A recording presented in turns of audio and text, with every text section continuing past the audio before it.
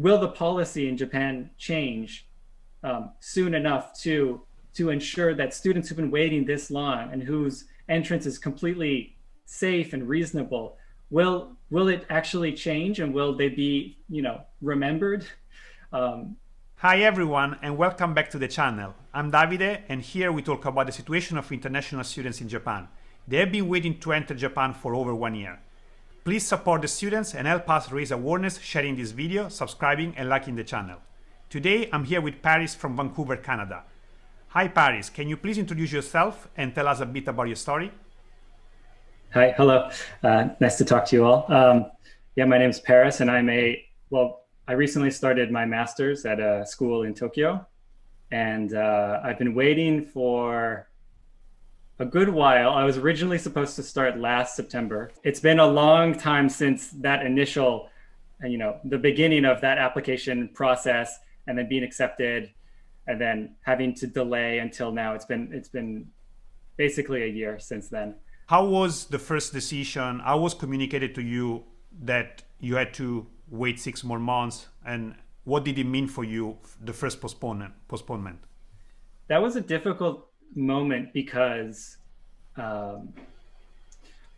I recall correctly, it was up until the very end of August where I could decide whether to postpone or not. And I was still waiting to know whether I would be able to travel in person or not. And so when I realized that it seemed like it wasn't going to be possible for me to arrive in person in September, that was like the first barrier that I got to where I wondered, is this how, when is this going to be resolved? And how long is this going to go on if it's going to be closed indefinitely, the borders?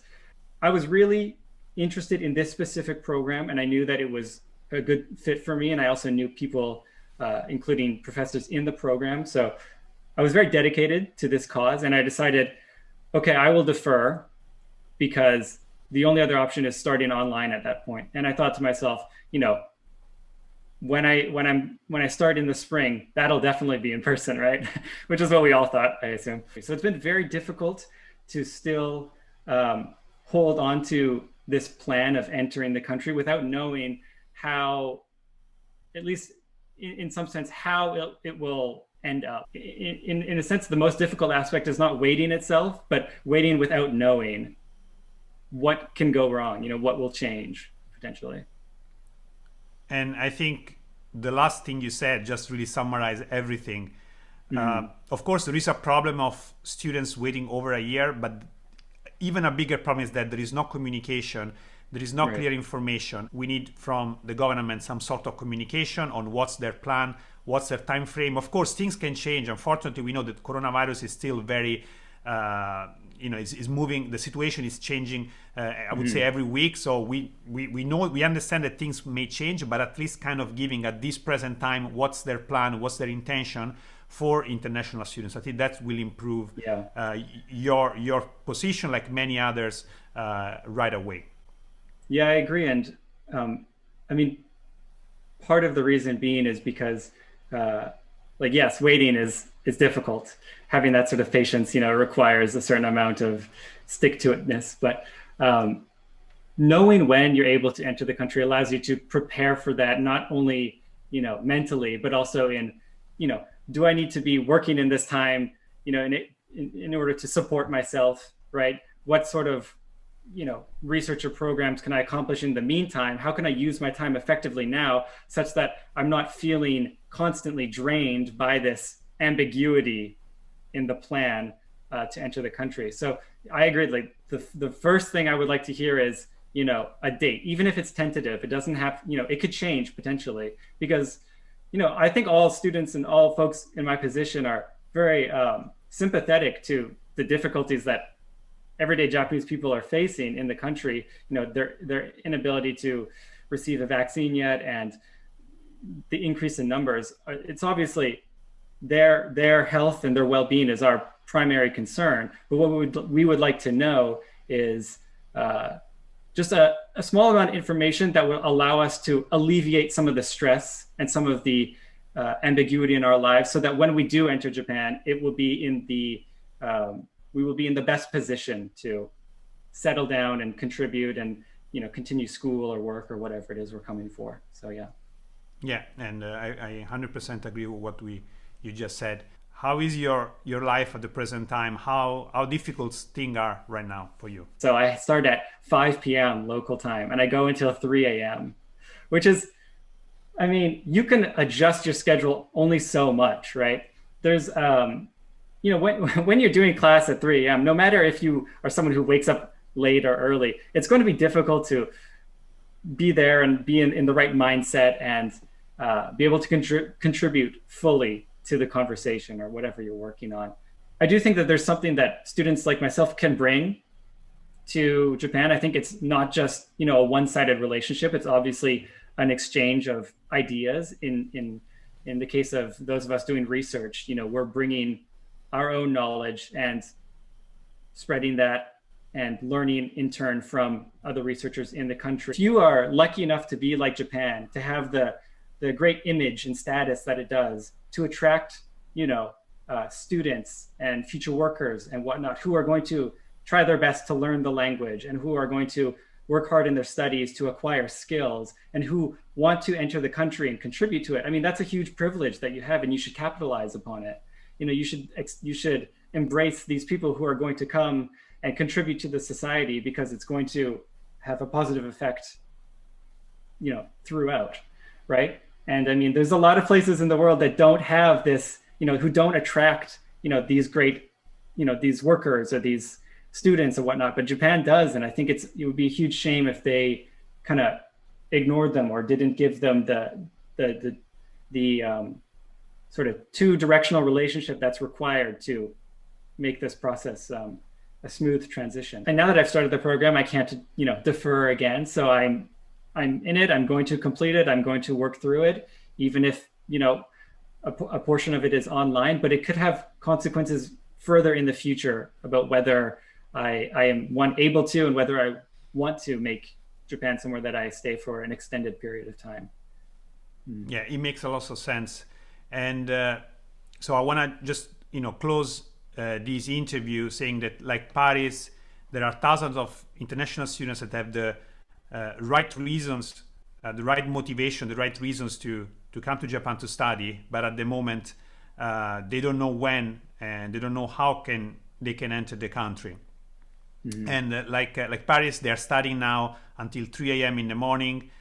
Their life, of course, it's very, very difficult. And what they're asking at this moment is just to get a plan from the government to basically start, maybe having more clarity in their life and know at least when is the plan for them to enter Japan. As also Paris said, they fully understand that, taking measures and making sure that the health of people living in Japan is not affected by those students, international students coming, so they will follow all the measures in place.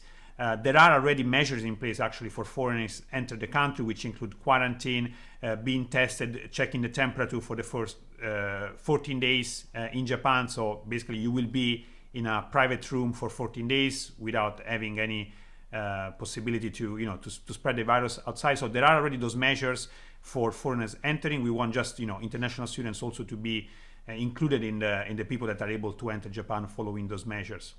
And if I can add one more thing. Sure, of course. Based on what you said, is some people wishing to enter the country now, students and workers and whatnot, some of them have already received vaccines. Some of them are already in a good position to enter the country,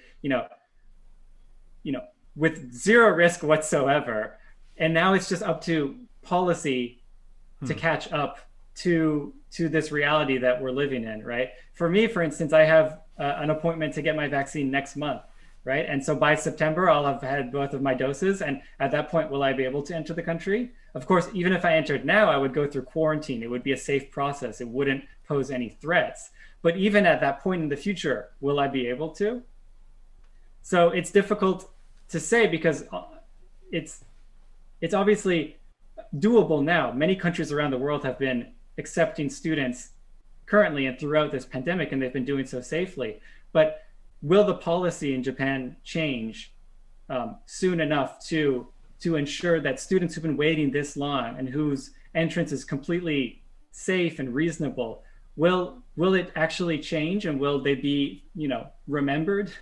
Um, yeah, it's difficult to say. Up until now, it seems kind of like, you know, in a sense, we've been forgotten. But what we're asking is just to, be given some sign, some information, whatever possible. So Yeah, and I think those last two questions that you are asking to the government, will we still be forgotten, and will the policy change soon enough for us to enter instead of canceling and basically changing the direction of our exactly. life?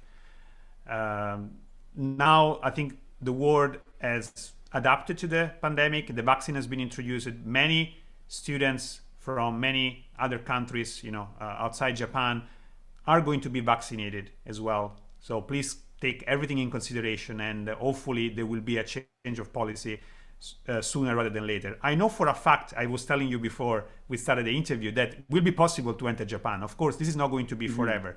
Right now, every student passion, motivation, interest to enter Japan is somehow tested by this difficult situation. I Absolutely. understand that some people cannot wait because of their, personal, financial. They have reasons why they can't wait longer, and that's really unfortunate. But also, it's understandable. There are many others that are, waiting. They're really having a difficult time, but they still want to be in Japan so much. And that's, of course, from one side is it's a beautiful thing, but from the other side, I think uh, all of you deserve to know. When this policy will change, and also when will be possible to enter Japan, and how. For example, will you be vaccinated, or will Hmm. you have to still do the quarantine, but then at that point you can enter Japan. I Hmm. just hope this information will come up soon, so Paris and every other student can also start planning and enter Japan. As I said at the beginning, please make sure to share this video and all other initiatives that are available now to support international students. I think it's very important right now that we raise awareness, and we talk as much as we can about these issues that we are having. And I really hope to see you, Paris, and every international students in Japan soon. Thank you very much for sharing your story, and thank you everyone for watching this video. Bye. Thank you.